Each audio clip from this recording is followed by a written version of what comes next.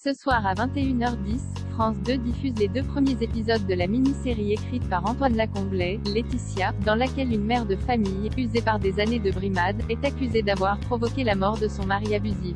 De quoi ça parle? Son ex-mari vient de mourir, tombé dans son jardin du haut d'un échafaudage de fortune. Pauline était sur place. C'est elle qui a prévenu les secours, mais juste un peu trop tard et tellement maladroitement. Tout l'accuse, et chaque fois qu'elle tente de se justifier, elle s'enfonce un peu plus. Même son fils de 8 ans est persuadé qu'elle est coupable. La machinerie judiciaire se met en place, les services sociaux s'en mêlent. Elle fait face à l'hypocrisie puis à la rage et l'acharnement de sa belle famille, elle n'a pas les mots pour se défendre, elle est fragile, imprévisible.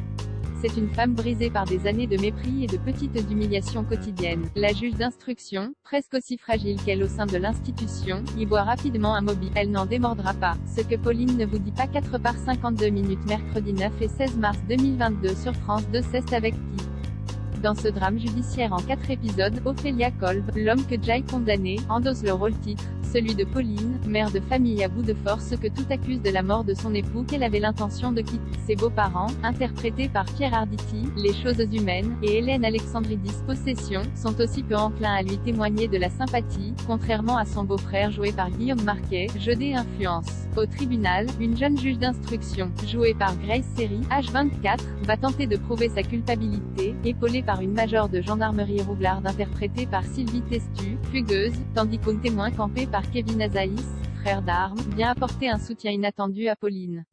Ça vaut le coup d'œil? Pour composer ce drame judiciaire, Antoine Lacombelet, qui retrouve avec Kevin Azaïs et Guillaume Marquet 2 des acteurs de la brillante mini-série Laetitia coécrite en 2019 avec Jean-Xavier de Lestrade et Julien Capron, Scam France, se focalise sur une femme dont on comprend dès les premières minutes qu'elle est empêtrée dans une relation abusive avec un pervers narcissique qui la dénigre et la rabaisse psychologiquement depuis des années. Partant de ce constat, la série tente de nous faire douter de son innocence après la découverte du corps inanimé de ce dernier, comportement erratique, mutisme obstiné, hésitation, agressivité.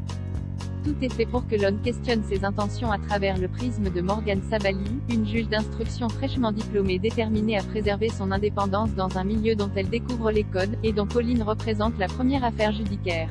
Mise en scène de manière sobre et efficace par Rodolphe Tissot, La Dernière Vague, la série va ensuite dépeindre tous les obstacles rencontrés par Pauline, dénigrée de toutes parts alors que son mari décède après ce qu'elle clame être une chute accidentelle, de sa belle famille bourgeoise condescendante envers elle et leur avocat mielleux, en passant par la haine en ligne déversée sur elle, et même son propre fils aîné qui doute de sa sincérité, Pauline subit à la fois une destruction psychologique et une misogynie structurelle face à l'image de son défunt époux, présenté comme un homme charismatique et accompli.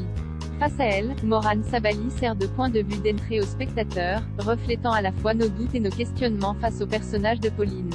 Malgré la compassion qu'elle inspire, se peut-il qu'elle soit coupable? En s'acharnant à vouloir instruire Pauline à charge ou à décharge selon le code de procédure pénale, autrement dit, chercher à la fois les preuves de son innocence et de sa culpabilité, la juge d'instruction tente de maintenir une ligne de front précaire, refusant les copinages et les alliances politiques que ses supérieurs lui proposent. Mais quel en est le prix pour une jeune juge noire en début de carrière qui refuse de se compromettre? Autant quoi Pauline, l'isolement et la droiture de Morgane finiront par lui coûter cher. Malgré un déroulement basilé un poil paresseur et une conclusion sous forme de Deus ex machina aisément devinable, la série trouve sa force dans ce combat parallèle mené par Pauline et Morgane au sein du système judiciaire, toutes deux condamnées à la même misogynie structurelle d'un côté comme de l'autre. Parmi la partition sans accroc de l'ensemble du casting, Grace Seri est une véritable révélation et donne beaucoup de profondeur à son personnage. Après les récents thrillers J'ai tué mon mari, plus ou moins réussis, et Manipulation, surprenant et addictif, diffusé sur 13e rue et France 2, et surtout le percutant téléfilm L'Emprise sur TF1, remontant à 2014, difficile de voir dans ce que Pauline ne vous dit pas autre chose d'une redite sur la mécanique qui accable les femmes victimes de violences psychologiques.